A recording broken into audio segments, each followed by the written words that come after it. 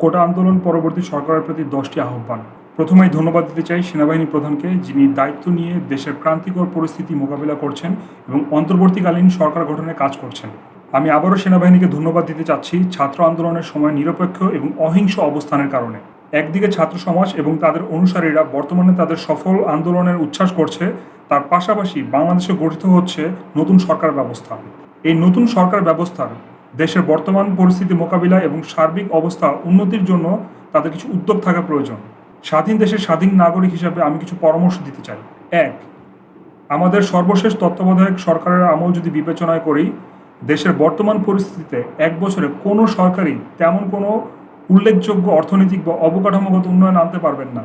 বর্তমানে আমাদের অর্থনৈতিক অবস্থাকে স্বাভাবিকভাবে ফিরিয়ে আনতে এবং দেশে সার্বিক ব্যবসায় বান্ধব সুষ্ঠু পরিবেশ তৈরি করতে কমপক্ষে যেন তারা স্বাধীনভাবে এবং স্বার্থহীনভাবে 5 বছর কাজ করতে পারেন, সে ধরনের সরকার গঠন করুন।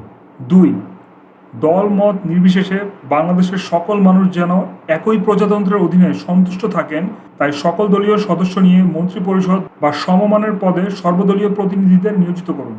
এই সকল পদে নিয়োগের সময় মেধা, অভিজ্ঞতা এবং সফল ট্র্যাক রেকর্ড আছে এমন প্রতিনিধিদেরকে নিয়োগ করুন। শুধু তাই না, তাদের সাথে বিশ্ববিদ্যালয়ের শিক্ষকদের সমন্বয় করে দল গঠন করুন, যারা সঠিক পরিকল্পনা করতে সাহায্য করতে পারবেন। 3, বর্তমানে বাংলাদেশের আসল অর্থনৈতিক অবস্থা কেমন তা সবার সামনে প্রকাশ করুন, যেন কোনো দুরবস্থা থাকলে সবাই মিলে সে দুরবস্থা দূর করতে পারি। ছাত্ররা যেভাবে পুরো দেশকে আজকে একত্রিত করে সরকারের পরিবর্তন করেছে, আমার বিশ্বাস আমাদের নতুন গঠিত সরকারের প্রতি যদি মানুষ আস্থা পায়, তাহলে সবাই মিলে দেশের অবস্থা আমরা উন্নত করতে পারব। 4, দেশের যে পরিমাণ বৈদেশিক ঋণ আছে তা কিভাবে এবং কবের মধ্যে সম্পূর্ণরূপে শোধ করা যাবে তার বাস্তব ভিত্তিক প্ল্যান তৈরি করুন। গত 1 বছরে, বিশেষ করে গত 1 মাসে ব্যবসায়িক খাতে যে পরিমাণে লোকসান হয়েছে তা বিবেচনায় রেখে সকল প্রকার ব্যবসায় প্রতিষ্ঠানের প্রতিনিধিদেরকে ডেকে কিভাবে সে ঘাটতি পূরণ করা যায় সেই বিষয়গুলো আলোচনা করে সুষ্ঠু পরিবেশ তৈরি করুন, কারণ ব্যবসায়ীরা বাঁচলেই বাঁচবে আমার দেশ। 5, সর্বশেষ সরকারের জনপ্রিয়তা হ্রাসের অন্যতম কারণ ছিল নিত্য প্রয়োজনীয় দ্রব্যের নিয়ন্ত্রণহীন মূল্য বৃদ্ধি। মাঠ পর্যায়ে কৃষকরা একদিকে যেমন উৎপাদিত পণ্যের দাম না পেয়ে হাহাকার করছিল, ঠিক অপরদিকে ভোক্তারা অতিরিক্ত মূল্য পরিশোধ করতে গিয়ে যন্ত্রণা পোহাচ্ছিল। অশেষ শুকরিয়া আল্লাহ তাআলার কাছে যে তিনি এখন পর্যন্ত আমাদের পাশে আছেন।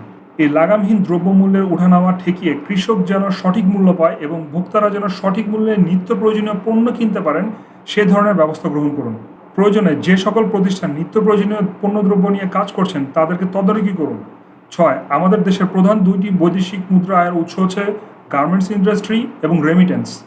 এই 2টি সেক্টরে যেন আমরা আমাদের সর্বোচ্চটুকু দিয়ে দেশের আয় বৃদ্ধি করতে পারি, সে ধরনের পরিবেশ তৈরি করুন।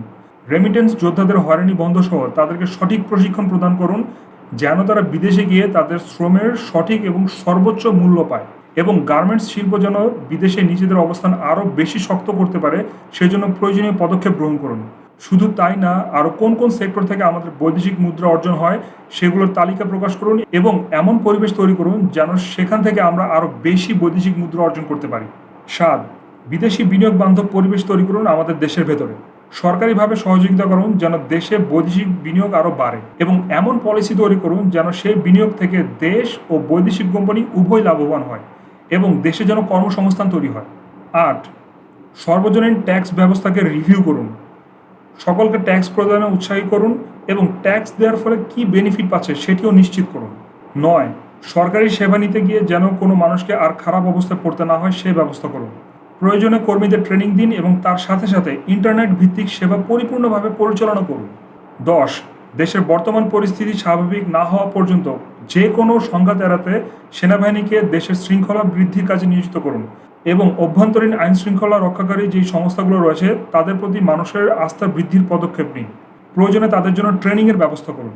স্বাধীন দেশে স্বাধীন মত প্রকাশের ক্ষমতা নিশ্চিত করুন এবং সবশেষে দেশের এই ধ্বংসযোগ্য এবং মানব সম্পদের প্রাণনাশের সাথে যারা জড়িত তাদের সঠিক তদন্তের মাধ্যমে বিচারের ব্যবস্থায় নিয়ে আসুন।